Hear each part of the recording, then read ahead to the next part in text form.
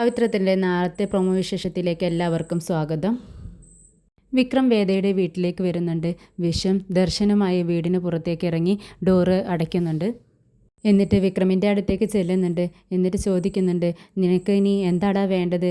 നീ എൻ്റെ അനിയത്തിയെ തട്ടിയെടുത്തില്ലേ? നീ എന്തിനാ ഇപ്പോൾ ഇങ്ങോട്ട് വന്നതെന്ന് ചോദിക്കുകയാണ്.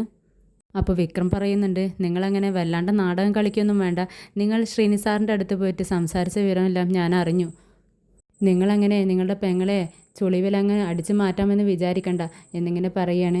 അപ്പോഴേക്കും ശ്രീ പറയുന്നുണ്ട്, അതേടാ, ഞാനേ എന്ത് തന്നെ ചെയ്തിട്ടാണെങ്കിലും എൻ്റെ പെങ്ങളെ ഇങ്ങോട്ട് തന്നെ തിരിച്ചു കൊണ്ടുവരും. അത് ഞാൻ ഉറപ്പിച്ചിട്ടുള്ള കാര്യമാണ് എന്നിങ്ങനെ പറയാണ്.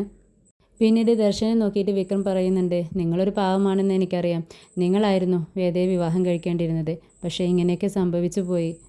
അവളെ അവിടെ പിടിച്ചു വെച്ചിട്ടൊന്നുമില്ല.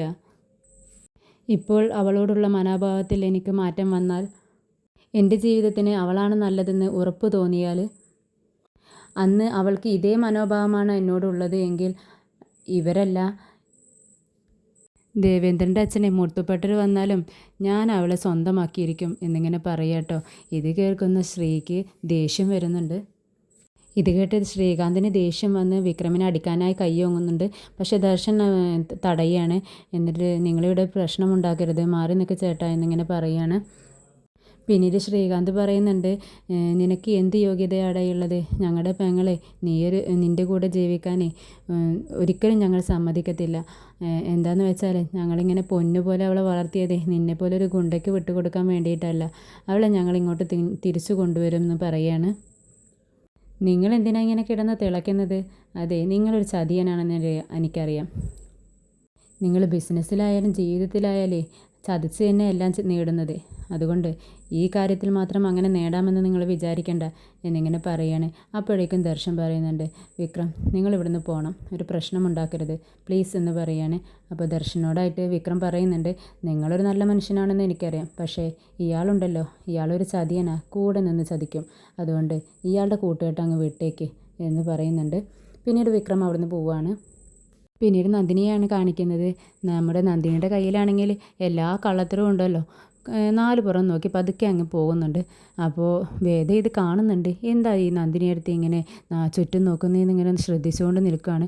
പെട്ടെന്നാണ് നന്ദിനിയുടെ കയ്യിൽ നിന്നും കുറച്ച് പൈസ അങ്ങ് താഴെ പോകുന്നത്. എല്ലാം നോട്ടുകളാണ്. പെട്ടെന്ന് നന്ദിനി ഇത് എന്ത് ചെയ്യണമെന്ന് അറിയാണ്ട് ഇങ്ങനെ പകച്ചു നിൽക്കുമ്പോൾ വേദ ഇങ്ങ് പുറത്തേക്ക് ഒളിച്ചു നിൽക്കുന്ന സ്ഥലത്ത് നിന്ന് ഇങ്ങ് പുറത്തേക്ക് വരികയാണ്. താനിത് കണ്ടു എന്ന് അറിയട്ടെ നന്ദിനി അടുത്തെന്ന് വിചാരിച്ച് തന്നെ. അപ്പോൾ വേദയെ കണ്ട നന്ദിനി നിന്ന് പരുങ്ങുകയാണ്. ഓ, അപ്പോൾ സമ്പാദ്യമൊക്കെ ഉണ്ട് അല്ലേ നന്ദിനി അടുത്ത് എന്ന് ചോദിച്ചുകൊണ്ട് വേദ അങ്ങോട്ട് വന്നു. അപ്പോൾ പരിങ്ങ് കേട്ടോ നന്ദിനി എന്നിട്ട് പറയുന്നുണ്ട്, പ്ലീസ് വേദേ, ഇത് ആരുടെ അടുത്തും പറയരുത്. ഇത് ഞാനിങ്ങനെ കുറച്ച് കാശ് ഇങ്ങനെ കൂട്ടി വെച്ച് ഉണ്ടാക്കിയതാണ്. ഇത് കുറിക്ക് കൊടുക്കാനുള്ളതാണ് എന്നിങ്ങനെ പറയുകയാണ്. പ്ലീസ് വേദ, അമ്മേ, ആരും ഇത് അറിയരുത് കേട്ടോ എന്നിങ്ങനെ പറയണം. അപ്പോഴേക്കും ഇതെല്ലാം രണ്ടുപേരും കൂടെ പെറുക്കി അടുക്കി കൊണ്ടുപോയി വെക്കുന്നുണ്ട്. നന്ദിനി അകത്ത് കൊണ്ടുപോയി വെക്കുകയാണ്.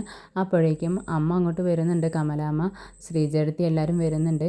അപ്പോൾ നമ്മുടെ വേദയാണെങ്കിൽ കണ്ണോട് ഇങ്ങനെ കാണിക്കും, ഞാനിപ്പോൾ അമ്മയോട് പറയട്ടെ എന്നുള്ള മട്ടിൽ. അപ്പോൾ നന്ദിനി പ്ലീസ് എന്നിങ്ങനെ പതുക്കെ പറയുന്നുണ്ട്.